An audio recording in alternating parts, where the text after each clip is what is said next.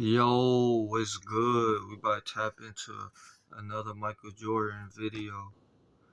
16 straight minutes of Michael Jordan facts that will convince you. Let's tap in. Let go. Welcome to the Squad Dawkins channel. Here we bring you every fact that will convince you Michael Jordan is the absolute basketball GOAT. Michael Jordan's final game as a Chicago Bull was a legendary and iconic as his sidekick Scottie Pippen was dealing with back problems, and as a result, Jordan had to carry the Bulls. MJ scored 45 of the Bulls' 87 points in that championship clinching game. That means a 35-year-old Jordan in his final game with the Bulls scored 51.7% of his team's points. Since the NBA and ABA merger in 1976, that is the highest percentage in NBA Finals history. On the evening of October 25th in 1984, MJ's legacy almost ended before it started. The Bulls were playing their first regular season game of the year, and early in the game, Jordan went up for his first official NBA dunk attempt, and it ended up extremely ugly. The defender's leg is caught underneath him, resulting in an awkward and painful landing. Fortunately, after a few moments, young MJ was okay and continued to play in the game. But if that angle had just been slightly different on the landing, it could have resulted in a broken shooting arm or even damage to his neck. As we all know, despite the terrible experience on his first dunk attempt, MJ managed a few successful dunks in his career. Scoring leaders usually don't win championships unless your name is Michael Jordan. In the history of the NBA, there have been a total of 5 players who won the championship while leading the league in scoring. And those players are Joe Fulks, George Mikan, Kareem Abdul-Jabbar, Michael Jordan, and Shaquille O'Neal. The craziest part is that MJ has done it more times than all other players of NBA history combined. Only 2 players in league history have averaged over 30 points and over 10 assists in a single NBA Finals series. These are the 2 players who continue to find themselves on their own list: Michael Jordan and LeBron James. MJ did it in 1991 against the Lakers, while LeBron did it twice, in 2017 and 2018 against the Warriors. Michael Jordan absolutely dominated his era, and no stat may better sum up the extent of his dominance. Yeah, he dominated his era. He was undefeated in the NBA Finals. Statistically, he's the greatest shooting guard of all time. Like, it's not even close. You know what I mean? Kobe Bryant's right behind him. You know what I mean?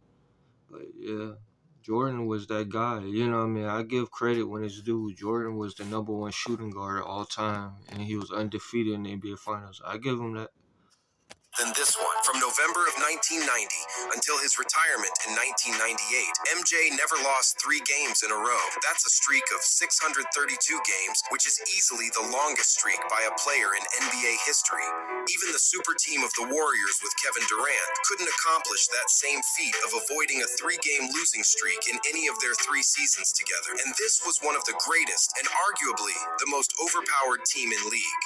The Chicago Bulls set the NBA record for the greatest regular season with a 72-10 record, which made them the first team in league history to eclipse 70 wins in a season. Not only did the Bulls win 72 games in 1996, but they were extremely close to reaching the 70-win mark in the following season as well.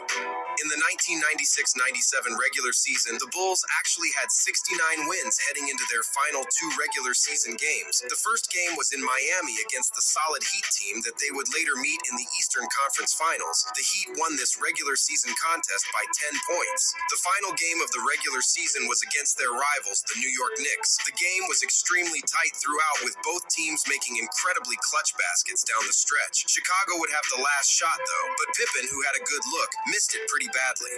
If this shot had gone in, then the Bulls would have achieved something that no other team has done before for the 2nd straight season. Roughly 4 years after his 63-point playoff performance against the Boston Celtics, the GOAT Michael Jordan added to his postseason lore over a 2-game stretch. In the 1988 playoffs, MJ became the first player in NBA history to log back-to-back 50-point games in the playoffs. In Game 1 of a first-round series with the Cleveland Cavaliers, Jordan scored 50 points on 19 for 35 shooting, sinking all 12 of his free throws. Then came Game 2 3 days later on May 1st, 1988. Jordan one-upped himself with a 55-point game against the Cavs. He shot 24 for 45 overall and was 7 for 7 from the free throw line as the Bulls built a 2-0 series edge. The Cavs forced a decisive Game 5, but Jordan delivered there too. His 39 points powered a series-clinching 107-101 Bulls win. There have been many explosive scores throughout the league's history, but there are a few players who could score in bunches while remaining extremely efficient. For example, Tracy McGrady had just 8 games in his career where he scored at least 40 points while shooting at least 60% from the field. Kobe had 23 of those games, and well beyond that is Michael Jordan, who had 70 games where he scored at least 40 points on at least 60% shooting from the field. To put that in perspective, throughout his career, Damn, he had 70 games. He scored 40-point games while shooting 60%. Damn. Yeah, man. Yeah, that's just a whole nother mentality you had to have, like he had back then. You know what I mean? Damn. He was getting buckets on a whole bunch of motherfuckers. LeBron James has a total of 74 games where he scored at least 40 points, and that's in total, regardless of efficiency. Out of the 74, LeBron shot 60% in only 35 games. MJ is the only player in NBA history to win an MVP, a scoring title, first team all-defense and NBA championship, and a finals MVP all in the same season. And amazingly, he did this 4 times. Jordan is the player with the most combinations of scoring titles and all-defensive first-team honors with 9. He's also the only player to win the scoring title and the Defensive Player of the Year award in the same season. His 35-point scoring average is the highest for any.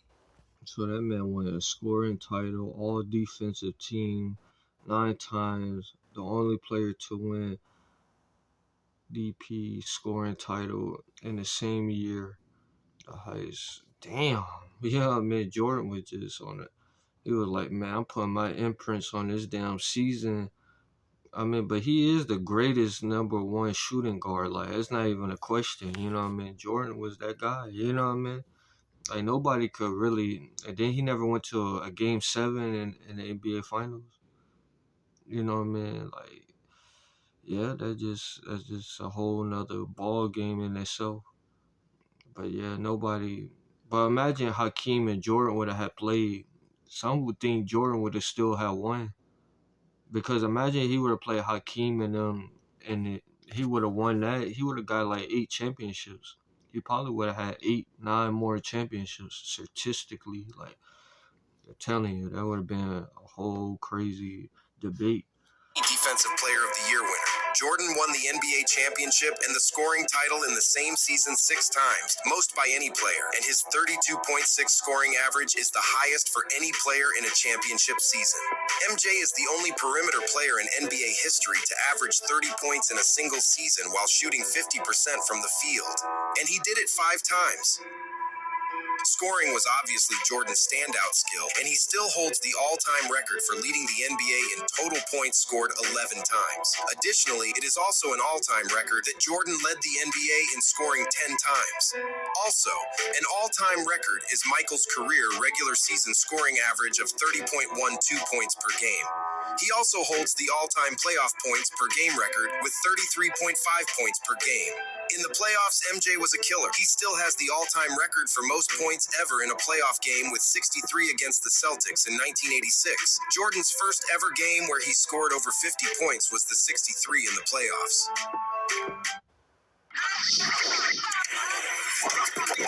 More explosive. Jordan set a still-standing playoff record in the 1991 Finals against the Lakers when he scored on 13 consecutive field goals without a miss. Jordan. Oh, a spectacular move by Michael Jordan. That's 13 consecutive field goals. That is a finals record, but it is also an all-time playoff record. Another all-time playoff record MJ still holds is that he made 24 shots from the field against Cleveland in 1988. Against Detroit in 1991, Jordan made 13 free throws in a quarter, which is still an all-time playoff record. MJ holds the all-time record with 8 50-plus point playoff games. He also holds the all-time playoff record for most 40-plus point games with 38. Another all-time record Jordan holds is another playoff record. He is the only player in NBA history to never once score under 15 points in any any playoff game he ever played in. MJ holds the all-time record by being the only player in NBA history to never once score under 20 points in a finals game. The most underrated aspect of MJ's game was definitely his shot blocking. If MJ isn't the greatest shot blocking guard in the history of the game, then he's certainly in the top 3. On defense, Michael was a very sneaky and intelligent player who could read a defense and respond accordingly as the help defender. Combine that with his insane quickness, agility, and leaping ability, and you have the recipe for an all-time great shot blocking wing. MJ has the most blocks by a guard in a single season, which was a total of 131 in the 1987-88 season, and unsurprisingly, that was the season he won the Defensive Player of the Year. Not only is he first on the all-time list, but he's also in the second spot as he blocked 125 shots in the 1986-87 season. In that 1986-87 season, he began a career-long onslaught on the NBA record book. That year saw him average 37.1 points in the first of 7 consecutive seasons in which he led the league in scoring and topped 30 points per contest.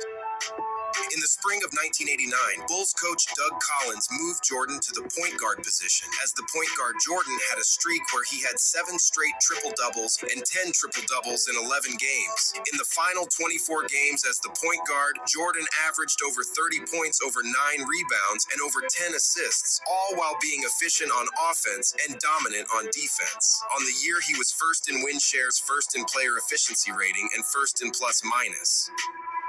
As we all know, MJ reached 6 NBA Finals. He has 6 rings, and he missed 6 regular season games in those 6 championship seasons combined. Drafted in 1984, Jordan played all 82 games in his very first season. It was the first of 9 Shit, and playing all them games back then, they actually meant something. Now in today's game, they don't do that. They just sit out, and that hurts the game. Like, it hurts the game a lot. How your best players gonna sit out and all this goofy ass shit? Man, then people paying a lot of money, their hard darn money to go see basically your best players to go out and perform. Like, how the hell you gonna sit out because it's too much money now? It's too much money. They feel like they don't gotta perform as hard. They all buddy and cupcake and want to kiss each other's ass.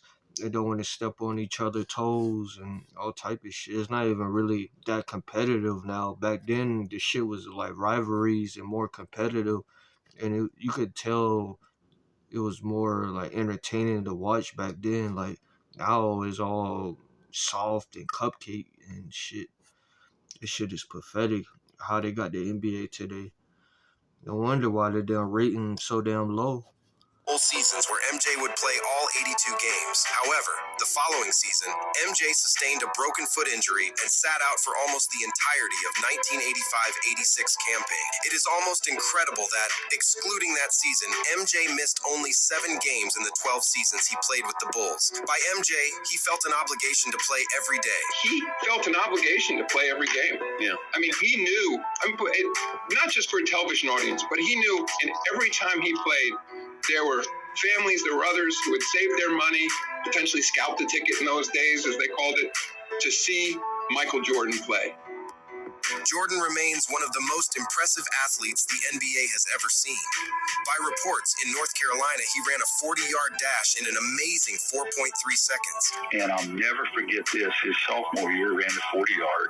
Me and Coach Guthers and our trainer, Mark Carnes, we all three had hand stopwatches, so we're not professional timers by any means. But he crossed the line, and I looked, and I said, wow, Coach Guthers, what'd you get? And he looked at me, and then Mark Davis said, I got 4.39. And Coach Guthers said, I got 4.38. And I said, I did too. And so I waited a couple of I said, Michael, we missed your start and made a mistake here. Come on, I need you to run it again. And he said, oh, too fast for you, huh? I'll never forget that. And he goes back to the line and runs it again. And all of us got below 4.4 as a sophomore. So he went from 6.4 and a half to 6.6. and got faster. We all know MJ could leap out of the gym, but his speed was ridiculous too. He could run like Deion Sanders. Imagine Klay Thompson's frame combined with Allen Iverson's agility and Russell Westbrook's speed. He might not have been as big or as strong as LeBron James, but Jordan made up for that with elite quickness. Now add that to his 48 inches vertical leap and you have the most athletic player to ever play basketball. MJ's once-in-a-lifetime greatness could be seen as soon as he set foot on the court for the first time. In his rookie season, he took the league by storm, displaying his elite athleticism as he averaged 28.2 points, 6.5 rebounds, 5.9 assists, and 2.4 steals on 51.5% shooting. He finished third in scoring and fourth in steals, but for the Bulls specifically, his value was off the charts as he led his team in points, rebounds, assists, and steals. He's the only rookie in history who's ever done that. With Jordan at the wheel, the Bulls improved 11 wins over the previous season, and even Larry Bird said that he's never seen a player improve a team more than MJ did. Jordan wore number 12 for one game. On February 14th, 1990, Jordan scored 49 points wearing number 12 on a loss to the Magic. The only player in NBA history to score more points in a single game while wearing 12 is Hall of Famer George Yardley. If you are like me and you are struggling to pay your bills, this one is for you. Dashing helps you earn extra money. Player in NBA history to score more points in a single game while wearing 12 is Hall of Famer George Yardley. Jordan's salary in 1995-96 was $3.85 million, which ranked 32nd in the NBA that season. Players with higher salaries that season included Benoit Benjamin, Brian Shaw, Danny Ferry, and Dale Davis. For his career, Jordan was 9 of 18 shooting in the playoffs on potential game-tying or go-ahead shots in the final 24 seconds of the fourth quarter or overtime. He was a perfect 3 of 3 on such shots in games when his team faced elimination and 4 of 7 when his team had an opportunity to clinch. By the end of his tenure with the Bulls, Jordan had developed into the game's best mid-range scorer. His final 2 seasons in Chicago, Jordan made 997 mid-range shots, over 250 more than any other player. In his final season with the Wizards, when he turned 40 years old, Jordan dunked 21 times. To put things into perspective, in his final season with the Lakers, the 37 years old Kobe Bryant has dunked 4 times. MJ's title teams did not blow leads. In the 6 seasons they won the title, they were 42-0 in the playoffs and 210-5 in the regular season, when leading by 10 or more entering the fourth quarter.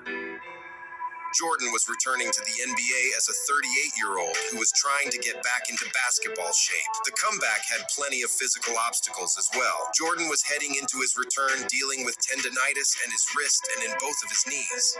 During a pickup game that offseason, Ron Artest had broke 2 of Jordan's ribs while playing physical defense on MJ. One day, me and Michael was just like tussling hard. He wanted this position. I'm like, nah, you can't have this position. You know what I'm saying? So when I was trying to deny him and get his arm out the way, my elbow hit him in the ribs. His ribs cracked. Jordan would also go on to have fluid drained from his knees multiple times throughout that year. Michael Jordan was joining a Wizards team who had finished the previous season with a 3rd worst record in the entire NBA at 19-63. Despite the fact that they were playing in a much weaker Eastern Conference, they also had the 2nd worst defense in the league in terms of opponents' points per game. The Wizards started the season with a 26-21 record, and on the 47th game, Jordan collided with a teammate and tore his meniscus. He tried to play through the pain and on reduced minutes, but after another 14 games, he had arthroscopic knee surgery to repair the knee, and his season was over. Before Jordan's injury occurred, MJ was averaging 25.1 points per game, 6.2 assists, 5.3 rebounds, and 1.5 steals per game. In his last 20 games leading up to his injury, MJ was averaging 27.5. I mean, yeah, MJ was still MJ. Like, he still was a bucket. Like, you know what I mean? He still was that guy, but his team was just so damn, like, wasn't good. Like, the depth he had on that team, like, it wasn't them guys for real, you know what I mean? Like, you know what I mean? It wasn't like the Chicago Bulls. Like, they actually built a team around you. It was like they had a bunch of young players that was very inexperienced and didn't know what it took to win for real. Like, that's how it came off. Like, you know what I mean? Like, the Wizard was so damn ass, and when he was playing, like, it was like there wasn't nowhere close to the playoffs. 5 points per game, 6.4 assists, 5.2 rebounds, and 1.3 steals per game on 44% shooting. In his last 10 games leading up to the injury, MJ was averaging 29 points, 6.6 assists, 6.1 rebounds, 1.2 steals on 47% shooting. Also, before Jordan was injured, the Wizards were on a 47-win pace and were well in the playoff hunt. Up to that point, no team in NBA history had ever been a sub-20 win team and gone on to have a winning record the following season. Aging MJ had the Wizards well on their way up until the meniscus happened. Not only did Jordan take one of the worst teams in the league and make them competitive, but had it not been for his knee injury, the Wizards would have had a legitimate shot at the first seed in the Eastern Conference. Jordan started the first 15 games of the 2002-2003 season coming off of the bench. In his second season in Washington, Jordan was the only Wizard to play all 82 games, and he was 40 years old. He also became the only 40-year-old in NBA history to score over 40 points in a game, which he did several times that season. He also became the oldest player in NBA history to average at least 20 points per game. Tell us in the comments, what do you think is the most impressive? It was a great video, but like, comment, subscribe, share the video. Let me know in the comments what you think, and I'm out.